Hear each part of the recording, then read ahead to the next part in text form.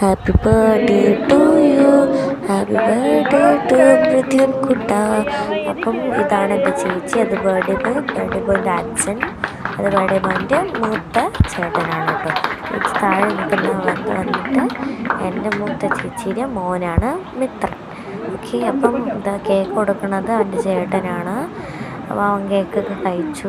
മറ്റേ എല്ലാവരും കൊടുക്കുമ്പം ഭയങ്കര നല്ല ക്യൂട്ട് എക്സ്പ്രഷനൊക്കെ ഇടുന്നുണ്ട്. എനിക്ക് നല്ല ഇഷ്ടപ്പെട്ടു അവൻ്റെ മൊത്ത ലുക്കൊക്കെ കാണാനായിട്ട്.